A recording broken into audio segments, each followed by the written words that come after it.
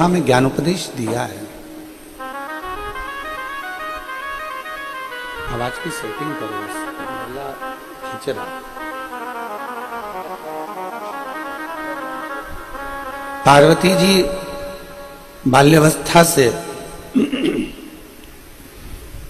जी बाल्यावस्था से भगवान शंकर की आराधना में देवऋषि नारद जी के कहने पर लगे। देवऋषि नारद जी के कहने पर माता पार्वती जी भगवान शंकर की आराधना कर रही है। भादों के महीने में स्वयं भगवान नारायण माता पार्वती जी जब 6 वर्ष की अवस्था में हैं और वन में अपनी सखियों के साथ में तब साधना करने के लिए जब विराजमान होती हैं, तब करते करते जब उन्हें शिव का दीदार नहीं होता, शंकर का दर्शन नहीं होता, तब माता पार्वती भगवान नारायण स्वयं आकर पार्थिव लिंग के पूजन का वर्णन करते। कल आपने और हमने कथा में सुना था कि मोती का, पारद का, स्फटिक का, माणिक का, पुखराज का, सोने का, चांदी का, हीरे का, पीतल का, तांबे का, लकड़ी का, मिट्टी का, बालू रेत का, पाषाण का, सबके शिवलिंग बनते हैं।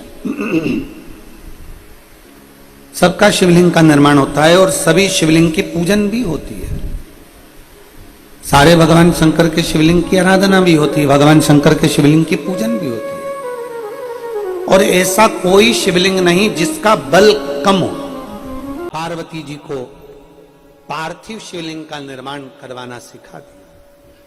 पार्थिव शिवलिंग और पार्थिव शिवलिंग का निर्माण करना, माता पार्वती जी पार्थिव शिवलिंग का निर्माण करना जब सिखाया, और पार्थिव शिवलिंग का निर्माण जब भगवान शंकर के शिवलिंग का एक प्रतिबिंब का निर्माण जब माता पार्वती जी ने किया, मां जगत जननी ने किया, पहला पार्थिव शिवलिंग का निर्माण जैसे ही मां जगत जननी ने करा, 33 कोटि देवताओं ने फूलों की वृष्टि करना प्रारंभ कर दी।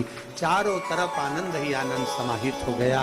कहते हैं कि ये फुलेरा जो है, ये 33 कोटि देवता जो फूल की वृष्टि कर रहे हैं, ये फुलेरा 33 कोटि देवता जो पुष्प बरसा रहे हैं, 33 कोटि देवता जो पुष्प दे रहे हैं, ये फुलेरे का दर्शन वो 33 कोटि देवताओं के पुष्प के भाव से प्रकट हो जाता है। पुष्प के भाव से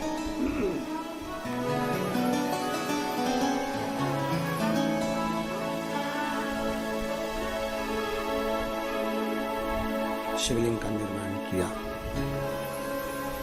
और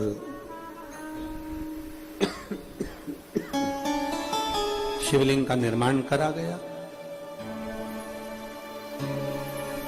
भगवान नारायण देखते रहे, भगवान नारायण देखते रहे। भगवान नारायण नारद की जैसे ही माता पार्वती जी ने भगवान शंकर के पार्थिव लिंग का निर्माण किया और देवऋषि नारद ने कीर्तन करना प्रारंभ किया। कीर्तन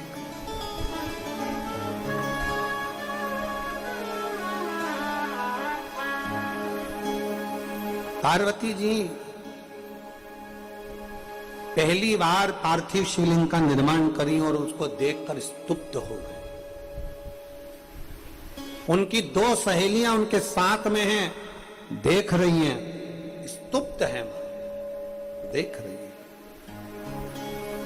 बोल कुछ नहीं रही है। देवऋषि नारद रात्रि में खूब कीर्तन कर रहे हैं, सारी अप्सराएं आ गई, गंधर्व आ गए, सारे देवता। भगवान नारायण ने लक्ष्मी को बुला लिया, ब्रह्मा जी ब्रह्माणी को बुला लिया, इंद्र इंद्राणी को बुला लिया, 64 सारी देवियां, 64 योगनियां, सारी विद्याएं। प्रथम शिवलिंग का, पार्थिव लिंग का निर्माण हुआ, तब सारी विद्याएं सम्मुख में आकर कीर्तन कर।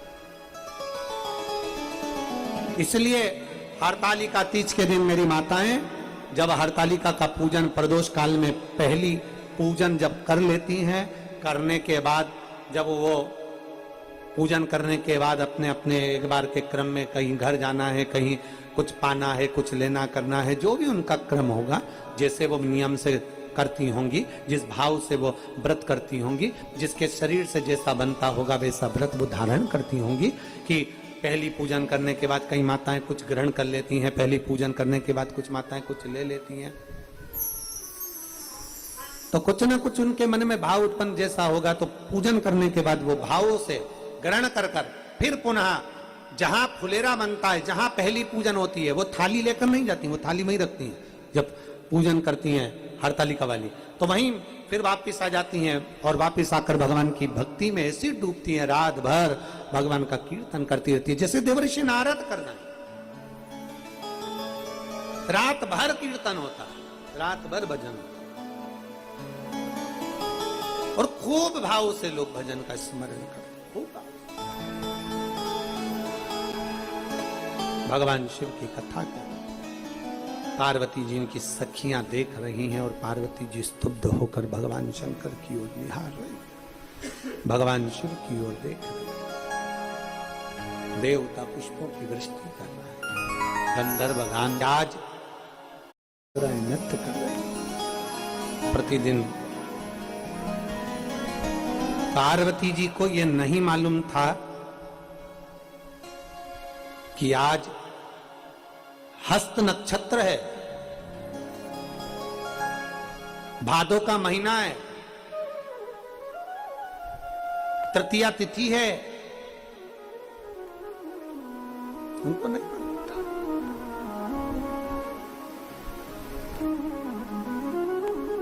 सुंदर शुक्ल पक्ष है, उनको नहीं मालूम था। वो तो भगवान की सेवा में, तप साधना में इतनी डूबी थी कि उनको कुछ ज्ञात ही नहीं था। पर देवताओं ने सहयोग प्रदान करा। अचानक अगर फुलेरा, अचानक अगर पार्थिव, अचानक अगर आपके घर में बन रहा है, आज भूलवश हरतालिका के दिन भूलवश आप शंकर के शिवालय तक पहुंच गए हो, तो कहीं समझना कि शिव की बड़ी कृपा हुई है, शंकर की बड़ी कृपा। मेरे भोलेनाथ ने बड़ी दया कर दी, मेरे शंकर भगवान ने बड़ी करुणा कर दी, मेरे शंकर ने बड़ी कृपा करी है, बड़ी दया करी है, मेरे शिव ने बड़ी कृपा करी। और पूजन हुई, क्या चढ़ाए मां पार्वती, सखियां गई, बेलपत्र नहीं, पत्तियां तोड़ कर लिया, पार्वती जी के हाथ में दे दिया, समर्पित कर दिया। 7 वृक्ष की पत्तियां माता पार्वती की सखियां लेकर आई, माता पार्वती जी को दिया, समर्पित कर दिया। दौड़कर जल लाई, पार्वती जी को दिया, जल समर्पित कर दिया। और बड़े भाव से श्रवण कर रही, आनंद के साथ भगवान नारायण, भगवान विष्णु, भगवान नारायण बड़े भाव के साथ में पार्वती जी को भगवान शंकर के पार्थिव लिंग पूजन का महत्व समझा रहे हैं, पार्थिव लिंग पूजन का महत्व समझा रहे हैं। भगवान शिव, देखिए हरतालिका तीज की कथा कहती है कि शंकर पार्वती को यह कथा सुनाते हैं, और शिव महापुराण की कथा कर रही है भगवान नारायण माता पार्वती को यह वर्णन कर रहे हैं कि पार्थिव लिंग का महत्व क्या है।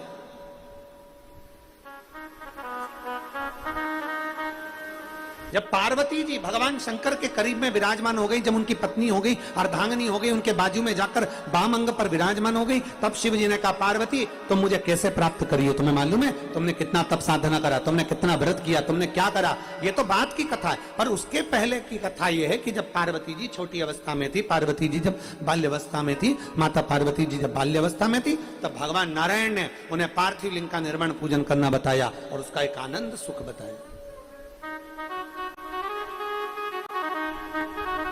एक आनंद, ये आपके ऊपर निर्भर करता है कि आप किस नेत्र से परमात्मा को देख रहे हैं।